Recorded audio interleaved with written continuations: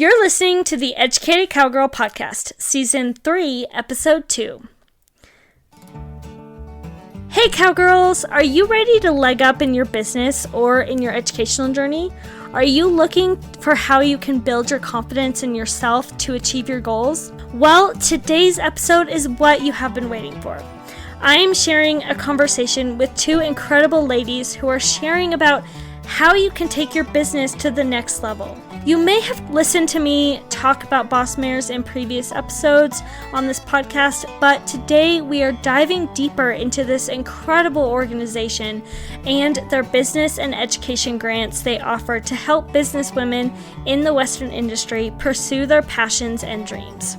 Ellen Bell, as one of the board members, shares about the application process, what they are looking for in applicants, and what Bossmares means to her personally. While Marissa Berger, who received a grant in 2024 for her Cowgirl Manifesto children's books, is talking all about how she started her business, what it meant to her to receive a grant, and how Bossmares has changed her life. I had so much fun with talking with these two ladies and sharing more about what an incredible organization Bossmares is. If you feel inspired to apply for a grant after listening to this episode, you will find all of the information shared in this episode in the show notes. But before we get into that, let's go ahead and get into my conversation with Ellen and Marissa. Hey, and welcome to the Educated Cowgirl Podcast, hosted by yours truly. My name is Abby Carpenter, and I am a cowgirl and equestrian through and through. I started this podcast wanting to make more of an impact in the equine industry. That's why I am making it my mission to help promote the industry to the public through sharing my love for horses through education and bringing other experts and professionals onto the podcast with me to discuss important topics that impact the horse community. So whether you are a crazy horse lady like me, want to learn more about horses, or want to learn more about the industry, you've come to the right place. On this podcast, we will be talking about ownership, horsemanship, fitness, faith, breeds, and so much more. We believe that it doesn't matter what type of saddle you ride in or the breed of horse you may ride. We all contribute to this community to make it great, and that there is always something to learn from the back of your horse. So grab a coffee and get ready to take some notes, and let's get started. This is the Educated Cowgirl Podcast. Welcome back to the pod, everyone. I am so excited about who I have the opportunity in talking with today. They are two incredible women who are making a real difference and impact in the industry.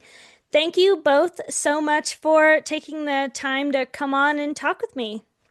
Well, Abby, thank you for having us and for giving us the time to highlight Bossmare Inc. All right, if you would like to go ahead and introduce yourselves to the listeners, what you do, and a fun fact about yourself. I'm Ellen Bell, and I am a very eclectic person who lives. I'm a board member of Bossmares Inc., and I live in Midland, Texas, and in Fort Worth, Texas, and I go back and forth almost. Not weekly, but pretty close to it. And so when I wake up in the morning, I have to think, okay, where's the light switch? Where's the bathroom in this house? And get my bearings again.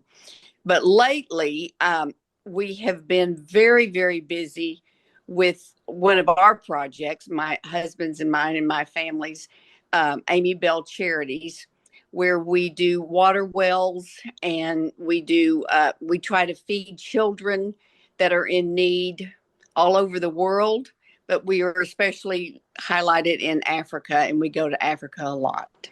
Very cool, very cool. Marissa? Yes, my name is Marissa Berger, and I am the chief editor of Cowgirl Manifesto Publishing, and I write children's books that are aimed towards the Western lifestyle, so cow kids all over the country. And the books aim to, teach social emotional skills through a Western lifestyle. Love that, love that. And do you have a fun fact about yourself? Well, I listened to some of your other podcasts, and I knew you were going to ask this question, and I like really thought about it. And so one of the things that I think is a fun fact that might be compelling is that I went back and got my master's degree when I was in my mid 30s. So about 10 years after I graduated with my bachelor's. And I wish I'd have done it sooner, but there were definitely some benefits to being older and wiser in a grad program. So that's Yeah. it. Yeah. Hey, my dad got his master's in his 50s. So, and that's because CSU paid for it. So, yeah. That's so great. All right. So let's start at the beginning. Can you talk about your background with horses or the industry, how you grew up with them, and then how that led to where you are today? Well, I grew up in Midland, Texas, and I'm from a ranching family, but I am a city girl. I admit that. But my mother grew up on a ranch in Pampa, Texas, in the Panhandle, and my father had our family ranch in Midland. And I must admit, I was not enthralled with the everyday ranch life growing up. But all my siblings and I were always going to the ranch and working cattle and feeding the men that were working the cattle, checking Mm-hmm. fences, learning. It was very, very important that we had to all learn how to drive a pickup with a stick shift. So we drove all over the ranch, checking gates, checking fences, checking everything that needed to be checked, cattle, horses, everything. And the one thing that I do remember that's kind of funny now, it wasn't at the time, was my brother, my little brother, had a herd of goats. And invariably at 10 o'clock at night, we would get a call from the DPS saying, we've got goats out on the highway. And so we'd have to go out and round up goats and put them back in. And as you know, goats have a mind of their own. So Yes. then Larry and I, well, my family actually had other ranches. We had a ranch in Midland, and then we had a ranch in New Mexico, and then we also had a ranch in Australia. Oh, wow. And so we went to all the different places to tend to the ranches. And then when Larry and I got married, we had our ranch in Midland that we tended to, and then we had a ranch in Alpine where we raised ranch horses and cattle. And through that, when I was raising my children, I wanted them to know the ranch life, and so I took them out. You know, you can be a city girl, but if ranching's in your blood, it's in your blood. We learned that quickly. So we would take the children out to the ranch, and Amy was the one that really enjoyed the horses the most. Mm-hmm. And so she got into English writing. Well, being from a ranching family, we knew absolutely nothing about English. And so I found a trainer, and I got a little red bumper pull trailer, two Mm-hmm. horse trailer, and I hauled her horse and her all over New Mexico and Texas to go to horse shows, which was another thing. We'd never been to horse shows, a performance horse. So this was a new adventure for us. So I've braided more horses' manes than you can ever imagine. And but it was all good. We learned how to do English, and it was really good for us and our family. Mm-hmm. Now back to some of my personal family history.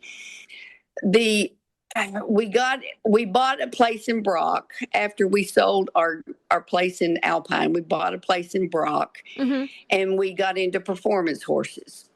And we especially liked the rein cow horses and the cutting horses. My grandfather, who was Roy Park Sr., he was president of AQHA back in the early 1960s, and also cattle raisers. So we've always had a presence in horse industry and the cattle industry. Mm-hmm. So, but When we got into the rain cow horses in 1999, and we loved it. We loved the people. We loved the going to the shows, and it just brought happiness to us, and so that was really fun. We've always been involved in AQHA. We've been involved on different boards and different organizations through the AQHA. And in fact, one of the statues out in front of the museum is a statue of Amy giving, or my grandfather giving a young foal to Amy, and that was to represent the future going forward. So Love that's kind of that. special for us. Love So that. that's me. Yeah. Does your family still have ties to the ranch in Australia or no? We do not have ties in the ranch. We sold that several years ago because it was just too much of a burden, the distance and going over, but it was a wonderful experience. And we enjoyed it. It's just the people, and we loved Australia. But over time, with me and Larry and our children having small Right. children, it was just too much for us to handle. Right. Right. All right, Marissa. Well, I'm kind of like Ellen. I actually was a city girl as a child. We do have, I'm not necessarily per se from like a horse family, but I do have horse people in my family. And it was just enough exposure at a very early age to get me completely obsessed. My grandfather owned racehorses, just as an owner. And I was very, very young when he owned them. So unfortunately, I never got to like really experience that with him, but Hmm. they were something that were talked about at the dinner table. And, my grandmother used to complain about my grandfather being obsessed with these horses and how she had to clip coupons so that they could pay trainers. Yeah. And and so I got that experience. And then my aunt is also a barrel racer, and she had been doing that since she was very, very young. And so it was just enough to where I started begging for a pony or a horse or something at probably 4 or 5 years old. Hmm. And so got my first pony at 6. And I think I decided I wanted to be a barrel racer and devote my entire life to it pretty much. At 8, I kind of like, that's my future. That's what I'm going to do. And so of course, went the barrel racing route because that's what I was most familiar with. The other choice was to become a jockey. And although I'm the size of a jockey, I got to see all the, dangerous stuff that's related to that. So I didn't want a part of that. Yeah. But so yeah, that's it's kind of just being obsessed with it at a very young age. I decided where I was going to school around it and how I was going to pick my career and all of the things just from that little bit of exposure. So Yeah. Where did you end up going to school? I went to Cal Poly San Luis Obispo in Okay. California. Okay. Yeah, it's one of the larger ag schools out there. Yeah. And actually, I was born in Manhattan Beach, California, which is, just right outside of Los Angeles. Right. My grandfather um, raced horses at Los Alamitos and Hollywood Park. And so when I was a teenager, and my parents were divorced, so I lived, between both of them. My mom lived up in the mountains and my dad lived in the city. And so I kept my horses in Burbank. They have like a rancho equestrian area, Hmm. and it's right across the street from the Los Angeles Equestrian Center, which is where, I mean, like amazing, like the world class, hunter jumpers and dressage horses and all those kind of just amazing animals were that I got to kind of be around and be exposed to. So my exposure to horses is kind of like pretty dynamic. Actually, they used to have, I think, the rain cow horse finals there or something when I was much younger. So I got to see the cow horses, and then I'd walk over and see the dressage horses, and then I'd see the jumpers, and then I'd see the pleasure horses. And I was just this crazy gymkhana barrel racer girl that wanted to learn about collection, which they didn't understand why, but it ended up to help me in the end. Yeah. Yeah. Yeah. No, I love that. I love that. All right. So a group that I have talked about on the podcast before, and one of the reasons we are sitting here together today is Bossmares. Ellen, as one of the board members and founders, can you dive into what the vision behind Bossmares is and what the organization is, and then what it means to you? Well, yes, our mission is to support women professionals in the Western industry by providing resources to grow their businesses, invest in developing new skills, build a network of advisors, mentors, and partners to jumpstart their professional growth, which for us means to give a leg up for cowgirl entrepreneurs. And with the organization, we just feel like we want to fulfill dreams that women have that are involved in the Western venue. Mm-hmm. So, and we provide grants for $5,000. And we also provide a Lead the Herd luncheon for 100 women, where we have 4 or 5 guest speakers tell how they are started their businesses. And they each talk about things to watch out for, the good, the bad, and the things that can happen while they're getting started, or have an established business, and how to get their finances in order, and the opportunities to ask questions of the women while they're there. So that's the most impactful things that I think we do, and we just want to encourage women to go forward with whatever their dreams are. Yeah. No, love that. And then as you mentioned, an amazing part of the organization is something that is really helping cowgirls, is the business, build their businesses and increase their outreach in the industry through education and business. Can you talk about how the idea behind the grants was started and then the mission behind them? Well, I attribute it all to Anna Morrison. This was her idea and her dream. And she called Larry and I, and we had lunch one day, and she just gave this, she said, I want to do this, and I have this dream that I want to pursue. Mm-hmm. And when she presented it to us, I think we didn't talk about it, but individually, we were both so impressed that she wanted to help women in a way that they could go forward, and that she wanted to just give them an opportunity. And she was thinking of others rather than herself. And that's what impressed us the most about what, Mm-hmm. the organization and how it could get started. And that was her dream. She was the one that dreamed all this up. And so we said, Anna, we are in. This is a win-win for women and for other people to be involved in helping others. And that's what we want to do, is to help one another. Love that. That's what our industry is all about, is helping one another. What are you looking for when your team is reviewing grant submissions? The grants it's a very easy process. It's on the website. It's Bossmares Inc. You have to put the ink on there, .com. And there's a very easy process that they can fill out the form.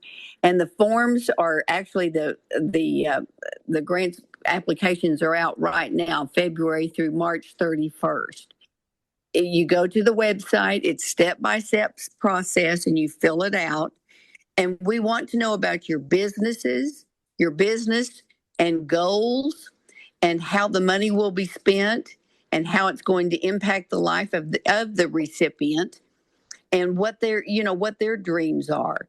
Mm-hmm. And we have a group of 5 women who go through all the applications, and they choose the ones that they feel are the best fit. And then they present it to the board, and we also go through them.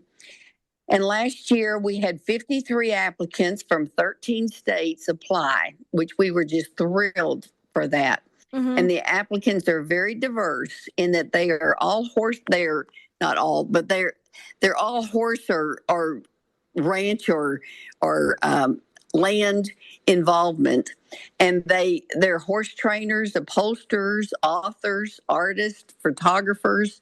We had a buffalo butcher, land Oh. and ranch consultants, and trainers for veterans, and the list goes on and on. Just wherever you feel like you fit. Yeah. That's what we want. We want to help women in the Western venue share their talents so that they can carry on the heritage that we all hold so dear. Yeah. For you in particular, like when you're looking when the five women select their people, what are you looking for in the submissions? What do you like to Mainly, see? mainly that they have goals, that they have put a lot of time and effort in their own heart, and they know where their goals are, and that they believe in themselves, and that they know, that they put a lot of thought into it. So you can tell through the applications the ones that really have thought about it, and they want to go forward with what their goals are. And so that's what we want to encourage. Love that. Love that.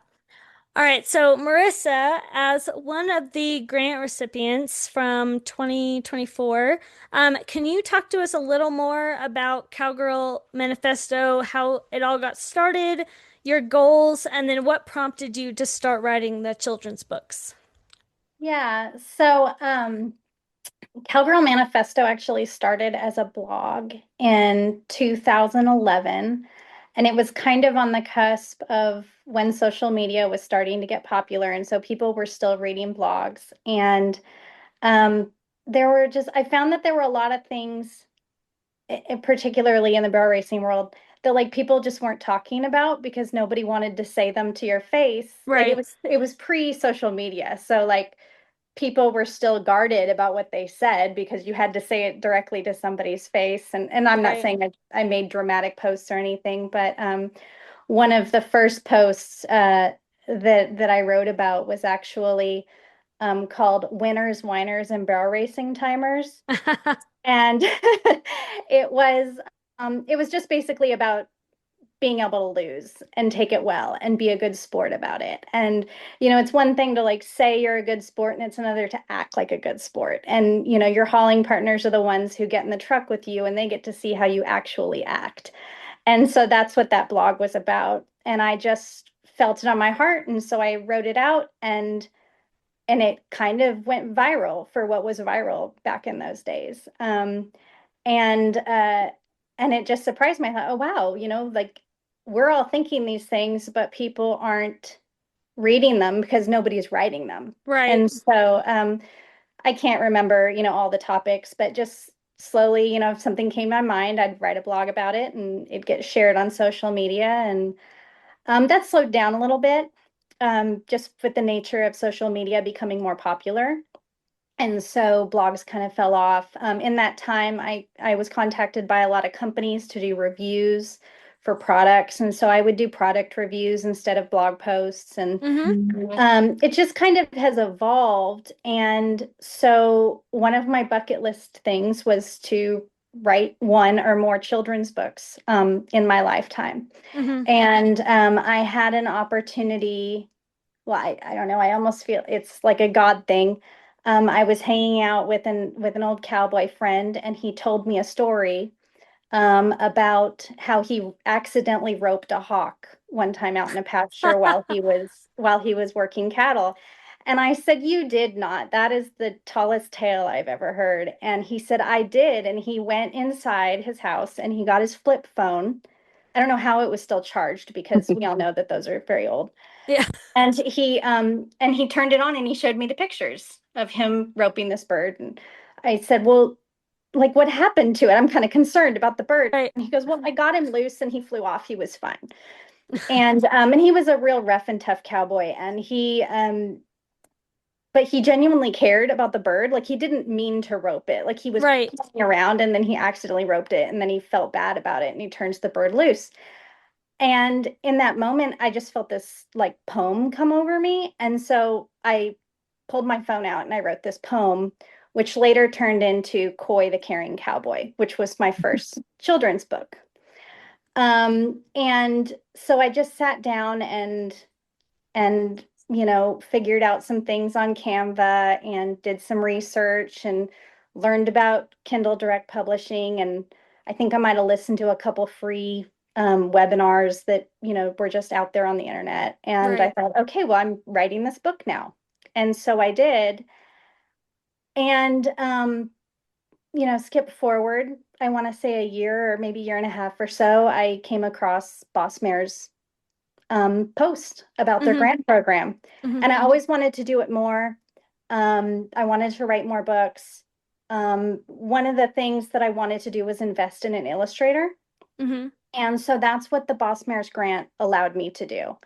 And so since then, I've written two more books. One is called Roxy Tries Again. It's about a little girl who goes to saddle her pony or horse and just has all sorts of adversity. She can't get the saddle up. She falls down. She gets back up, and she eventually gets the pony saddled.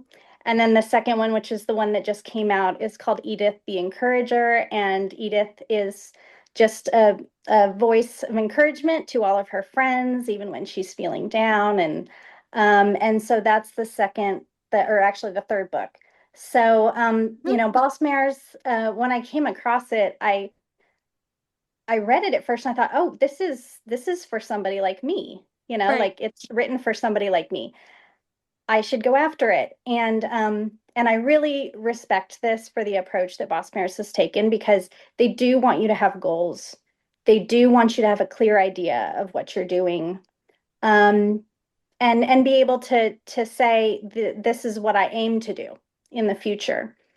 And so I sat down and started to do it. A business plan was part of that process, which I'd never actually sat down for Cowgirl Manifesto Publishing and thought, what does this look like in Mm-hmm. short-term and long-term goals?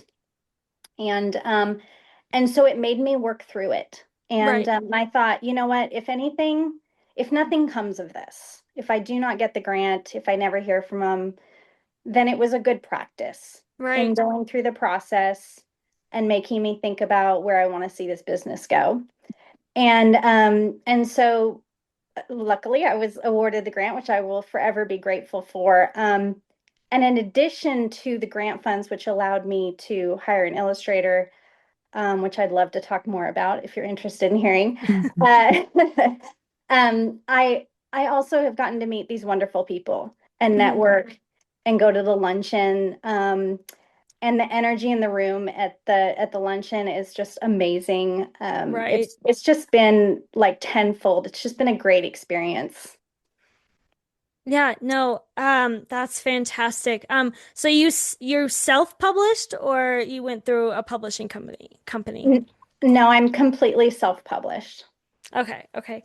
What has been the most impactful moment that you can think of for you since you started? Just writing and like starting to write the children's books. Hmm. Or the blog, either one. Um, I think of two things come right off the top of my head. One is being able to have the relationships that I do now, I feel like, and the networking opportunities with the Boss Mares crew. All the women are just so brilliant. And, the guests that come and speak, they're brilliant. And like I said, the energy in that room is just amazing.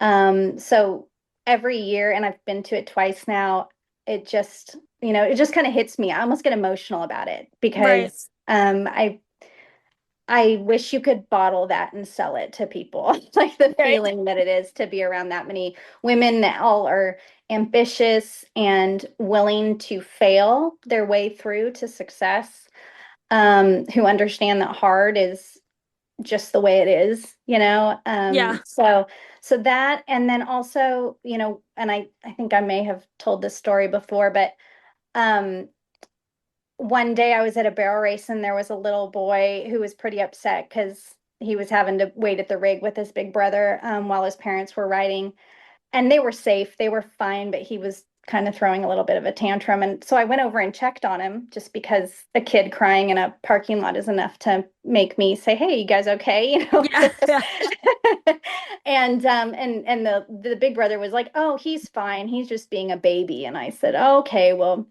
as long as you're safe, if anything happens, you scream and somebody will come help you, and their parents were literally probably 80 feet away from it, so they weren't even yeah. that far.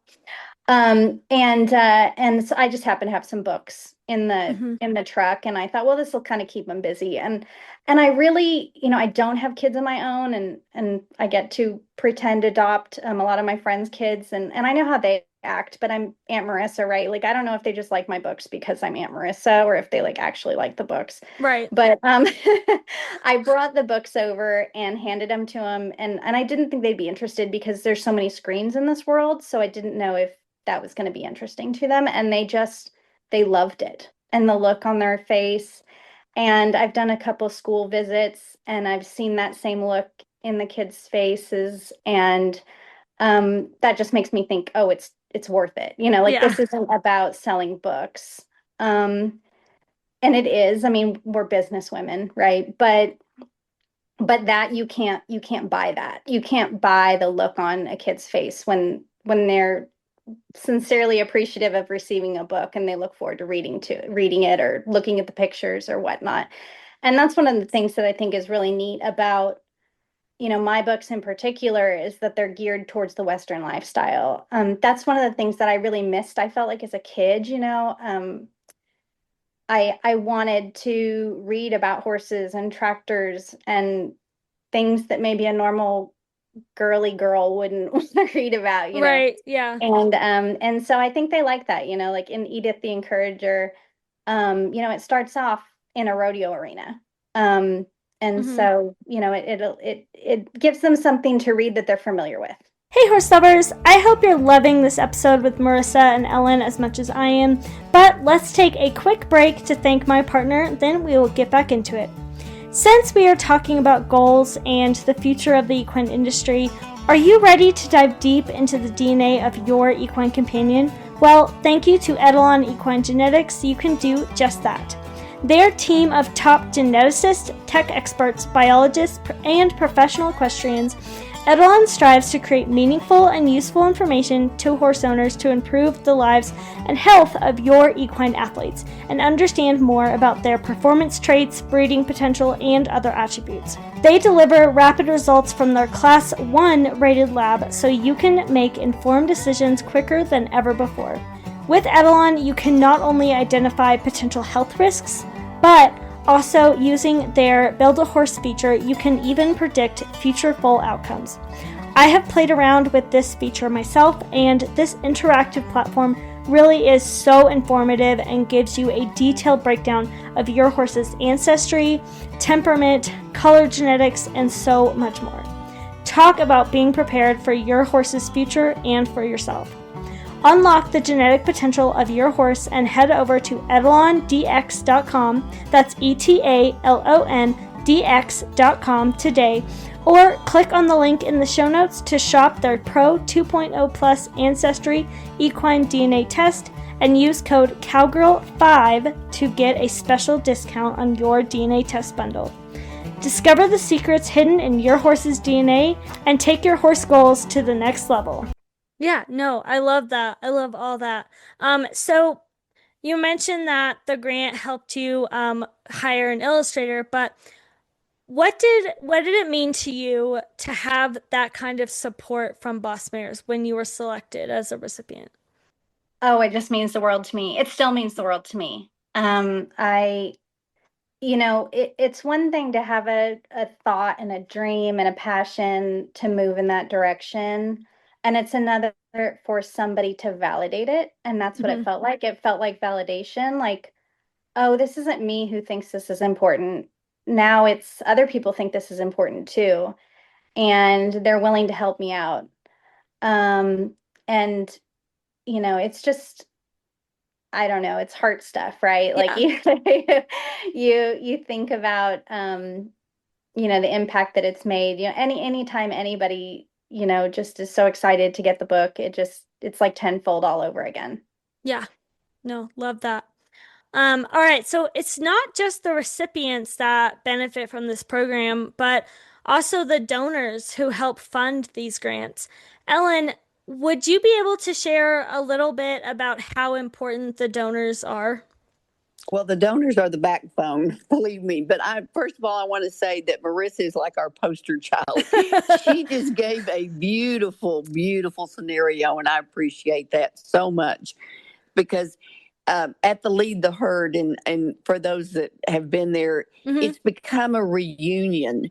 And people are going, oh, hello, I haven't seen you in a year. And, I mean, it's fun to sit back and watch as they have networked together and gotten to know each other. And Mm-hmm. everybody just wants to help other people. And that's what I just love seeing. And everybody, it's just like Marissa's story, likes to share their talent in the best way they can. And it's just that's the blessing that I get out of it. So, but we have wonderful donors, and we are really our donors want to pay it forward, and that's the key to it. And there are several different categories. Of course, we always need money. um, there's the lead mayor, which is a $10,000 sponsorship, and Mm-hmm. that sponsors the Lead the Herd luncheon and then the other launch party events. And then there's the Blue Hen, which is a $5,000 donation, which is for the first 25 donors to commit a funding business or an education grants, and it's named in your honor. Mm-hmm. And then there's herd supporters, which are $2,500 to $5,000, and they support speakers and receptions and the annual Lead the Herd workshop.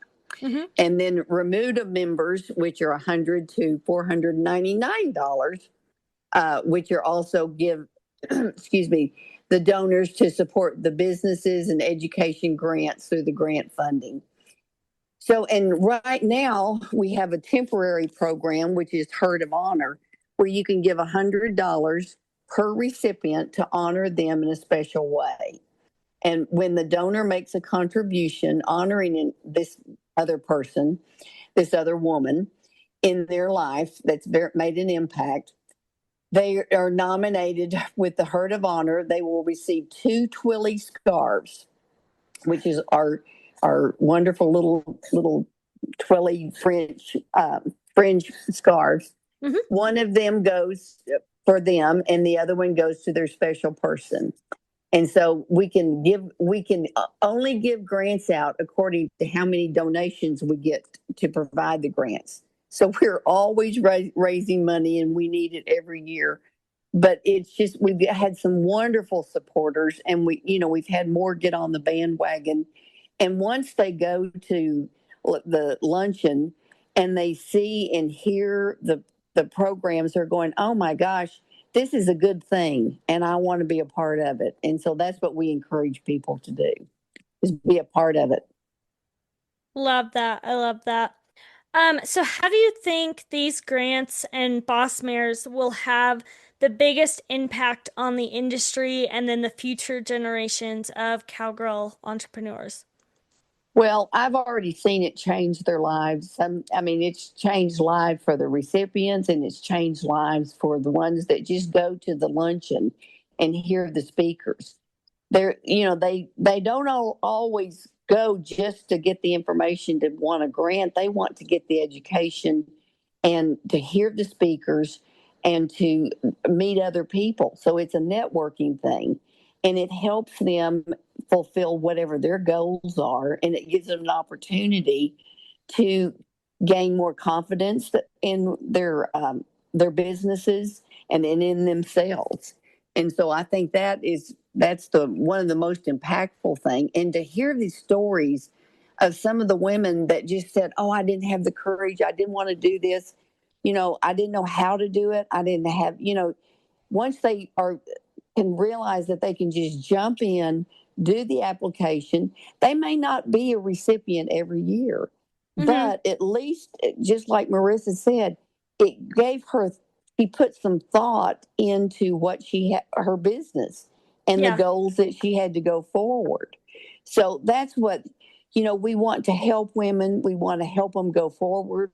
with their businesses and try to give them mentorship however we can. Yeah, yeah. And like Marissa said, it gave her the validation to realize, oh, what I'm doing is actually what I'm supposed to be doing. Yes. And then kind of, like you said, the confidence to like know that they can do this and they can thrive in their businesses or in their education efforts or whatever it may Well, and be. they have a dream and they can say, Mm-hmm. you know what? This dream is good and I can fulfill that dream. Yeah, So, love that. yeah. Yeah. All right, so this next question, I'd love to hear from both of you on this one. What advice would you give to grant applicants as they are going through the application process and forming their business plans? Well, um, when I was asked to be on this board, I was really honored by it. And I wanted to give the women that were going to be, first of all, I didn't know exactly how it was going to work, to be Mm-hmm. perfectly honest. It took me a while to figure this out. And finally, I thought, okay, I'm going to go back to the beginning of boss mayor. Who is my boss mayor? And what does that mean to me? And for me, it meant it brought my mother and my daughter Amy up to me. And I thought, okay, I know that this organization is going to be doing something for good. And so I want to encourage the ones that will be applying for grants or even thinking about grants to see the good in what it can do and how it can go forward for them and in their dreams. And I knew that I wanted to honor that the best way that I could. And whenever we're blessed with something like that, well, you just pass the blessing on. And everybody has a story. And that's what makes us who we are. And if we can tell that story either through our business or through continuing our education, then that's what I think Bossmares wants to highlight is the story. And then that's the win-win when you go, okay, I get it. I can go forward. I have the confidence to do this. So that's where I came from. I don't know if Right. that answered your question or not, but No, that's fantastic. That's fantastic. Yeah, Marissa, as a recipient, what would you tell the next applicant that's going to be submitting an application? I would say sit down and do it. It sounds too simple, but I really think sometimes, you can think about it and want to do it and like set a timer, like say block out some time and say, okay, after I get done with all my chores for the day, I'm going to work Mm-hmm. on this application. It's not hard. I don't want to say it's not hard because you do Right. have to be thoughtful. And you do have to remember there's candidates who are going to put a lot of thought into it and work hard. So if you Yeah. want to rise to the top, give it your best effort. Block out some time from, if that time is at 11 o'clock at night to midnight, then so be it. Block it out and set a timer on your phone that says, I'm going to focus only on this for an hour and I'm not going to check my social media. I'm not going to, and just work through the questions. Yeah. And what you'll be surprised to find is you'll get a lot done, more than you probably would have expected. And then I would have somebody review it and just read it, see if they have any feedback. Make sure it's an encouraging person. We don't want to give it to somebody who's negative or like, oh, I don't think this is going to work, because that Yeah. defeats the whole purpose. Oh, right. Find your biggest encourager and have them read it, provide some feedback, and then hit submit and Yeah. just know that even if you don't get it, there's always next year. And also, going through the process will really help you in what your vision for your business is. Yeah. Love that. and I also think that to be honest with yourself in what your goals are and how you want to go forward with that. Sometimes we sit down and we think, oh, well, that's not really what I thought I wanted. but I want, when you really put some thought behind it, it may change. Your thoughts may change, Right. and you may go, okay, my life is really going in a different direction. I'm not sure I can do it this way. So you have to put the thought and be realistic of what your goals are. Yeah. No, I love that. All right, so two more questions before we get into our fun game. Um, Uh-oh. when you think of the word boss mare, and Ellen, you kind of touched on this, but Yeah, I did. yeah, Sorry. when you think of the word boss mare, what is a word or definition that comes to mind? Well, I think the boss mare is the lead, the herd. She's the one that kind of the matriarch of the herd, and sort of teaches them how to take care of themselves. And so that's where I come from. Love it. Yeah, and one of the words that's really been on my heart this week has been audacious. And you don't generally think about a horse being audacious, maybe bold, maybe Mm-hmm. strong, maybe opinionated. And what's interesting is that we expect mares to be like that. Mm-hmm. Like you say, she's a mare. You kind of give her a pass, right? Like the Yeah. geldings are sweet. The mares, they're opinionated. They're going to tell you how you feel.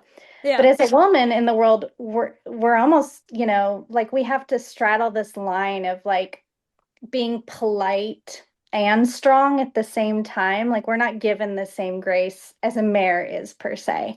Right. So I think we should. I think we should act more like mares and boss mares and be unapologetic for it and have an opinion and go for our dreams. And if that means making it to, the first one to the grain bin or, to the hay ring, then so be it. Yeah. Whatever that is, whatever that may be. Yeah. No, and boss mares in the wild, they have to do what it takes to take care of the herd. So, Right. yeah. Right. All right. So, in your own words, how would you define an educated cowgirl? Well, the words that come to me are powerful, smart, and impactful. And this is going to sound kind of crazy, and I don't even know if you girls even know what this is, but it reminds me of the movie The Help, Yes. Yep. when Abilene Clark said to May Mobley, "You is smart, you is kind, you is important." I love that phrase. Love it. Love that. Yeah. I think, you know, um, any cowgirl who's curious, it Mm-hmm. doesn't necessarily mean, you went to a university, your education can be out in a pasture somewhere, learning how to do things that you've never done before. And I think that that comes from just a genuine place of curiosity. Like I was kind of saying with my books, nobody showed me how to do it. With the internet now, you can pretty much learn anything you want to learn Yeah. by looking something up and being willing to tinker with it. And that's what I was able to do. And it didn't, probably one of the things that took the longest amount of time was actually formatting the books, not writing them. Right. And that was frustrating. But now I'm on my third one and it's getting easier. And I think that that just comes purely from curiosity. So I stay curious. Love it. All I right. love that Yeah, too. I love it. All right. So for some fun rapid fire questions, um, if you could have dinner with anyone alive or dead, who would it be? Oh my goodness. Well, I think my grandparents. I'd like to have dinner with my grandparents, and of course Awesome. my mother and my daughter. Love it. I feel like I have a whole list, but the first one that comes to mind is actually my great grandmother. Her name was Claudia Fay Nance, and she was actually born in the town that I live in now. Completely coincidentally, I found that out on Ancestry about a year and a half before I moved here. Oh, We wow. knew that we wanted to move to this area, but I live in a small town called Bluffdale. And And I just, like, it blew me away that, she was born in Texas and the family had, because of the railroad, had moved west. And Mm-hmm. then I turned around and came right back, and not just came back, but came back to the exact same town. And my grandmother was an extremely intriguing woman. I feel like she probably hung out with Ellen's family when she was a She probably child. did. Yeah, and my dad was actually born in Lubbock, but that's because Mm. of the World War and the Air Force Mhm. Base there. But anyways, I would hear these stories from my grandmother when they lived in El Paso Mm-hmm. about Pancho Villa and how they would travel into Mexico with my great grandmother. They Mm-hmm. called her Mimi. Um, and I just can't imagine traveling across an international border in like 1920. And I want to know. I want to know what it was like so Yeah. bad. So if I could sit down with her, I would just have a million questions. And even for my grandmother, who was alive until I was in my early mid 20s, like I now older and wiser, I realize how many questions I wish I would have asked her.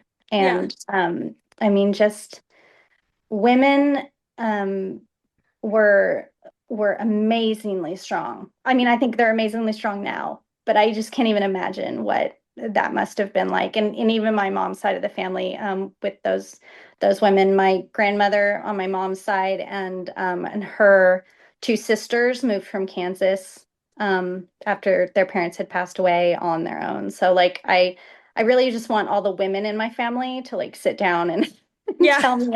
tell me, give me all your wisdom, tell me everything. Yeah. No, I found myself asking myself the same thing about my grandmothers too, wishing I had asked them more things. All right, so if you could give advice to a younger you, what would it be? Perseverance and not, this is going to sound kind of crazy, not sweat the small stuff. You Yeah. know, we get so hung up on some things that just are not important and are not things eternal. So that's what I would tell myself is that, you know, sometimes you just need to sit back and relax and go, you know what? I'm going to let the Lord handle this one. Ellen doesn't need to be in this picture. Great. Great. I always joke that I was a little bit delusional. Um, and I don't mean that in like a young person, like, you think you're gonna live forever in a way. I Hmm. I just had this belief in myself. And I really think it's helped me. Hmm. But now looking back, I realize I could have actually had more. So if I could go back, when people who love you say like you could do anything you want to do, Hmm. like they mean it. Right. And I just thought that was something friends and family said, but really, like, you can do anything you want to do. We have to be obviously realistic about certain limitations, but for the most part, if you want to do it, go do it. Yeah. And it's perfectly capable. Yeah. And that's what I would have told myself. I feel like the delusions of being able to go any direction and do what I wanted, helped me in a lot of ways. But I feel like there was even more of that could have been had. Yeah. Yeah. I get that. I get that. All right, so early bird or night owl? A little of both. Well, no, I'm probably more of a night owl. Um, and the older I've gotten, I'm thinking, I don't really need to get up at the crack of dawn. So, you know, people don't need to see me this early. So I guess I'm more of a night owl. Great. I am 100% a night owl. Yeah, I can be an early bird when it comes to horse shows, but I do tend to stay up a little late. I was actually up till midnight last night doing stuff, so um I all think right. I think horse stuff is the only thing I get up early for with and just wake up. Like Yeah. if especially if I'm in an event and I have to go feed, like Yeah. there's nothing better than going to feed in your PJs with your coffee and running into people and talking. But don't do that at Yeah. my house at 6:30 in the morning. I don't want to talk to anybody in my house, but Yeah. at an event, sure, I'm friendly. Yeah, exactly. What is a random life hack that you can't live without that you just have to share? Mm. Well, I'm going to let Marissa go first because I have to think about this. I kind of alluded to mine already earlier, but it's a timer. I time myself for everything. And I think it's maybe I have a little bit of ADD, so like I can't focus on things. So I've found that if I set timers that, um, I don't know, it just keeps me more motivated. So like if I don't want to clean my house, I'll be like, I'm just going to clean for 30 minutes. And it's amazing what you can get done in 30 minutes if you set a timer. But I do it for work. I do it for everything. Like, and also maybe I don't want to say I have ADD because I know that there are people that actually diagnosed with that. I'm just saying it loosely. Yeah. But I am notorious for leaving lights on and also leaving water on for like filling tanks and stuff. So I have to set timers every time I turn the hose on. If I need to remind myself to turn a light off, I have to say, Siri, remind me in 5 minutes to turn the light off because it's gone in like 5 seconds from my brain. So yeah, that's my life hack. I do it a lot. Yeah. No, I'm constantly setting timers in the summer for the water tanks. Yeah. I love that, and I should be doing more of it. I don't know if it's a life hack. I'm not sure what that means exactly, but I am a needle pointer, and I needle point 24/7. And if I don't have something, I have about 3 things going at one time. If I don't have something, I can't just sit down and watch TV or sit down and do something. I have to have it going. And it truly calms my brain down. So that's my life hack, I guess. I'm kind of the same way. I can't just, it's really hard for me to just sit down and just watch TV. Like, I always end up doing something else. Yes. Well, and then I have other members of my family. We all needlepoint now, and so it's kind of fun. I mean, we're kind of like little old people that sit around needlepoint, but there's a lot of young women and men doing it now, and so we enjoy it. So that's a good thing. And her needlepoint is amazing. I got to see some of it, and it's not like what you would think like your standard needlepoint. Like these are extremely intricate, detailed designs. They're beautiful. Love Thank you. I truly love doing it. So yeah. All right, ladies, this has been so much fun and so interesting to talk to you guys. Thank you guys again for coming on. For those who are interested in the grants or want to learn more about Bossmares, where can they find the website or on social media? Go to Bossmares Inc.org. And the website should pull right up. The applications are on there right now. If you have any questions, you can email us and we will be happy to help you, walk you through it, or do whatever we can to help you fill it out. Great. And then Marissa, where can listeners find you or buy the books? They can go to cowgirlmanifesto.com. That'll get you to the home page.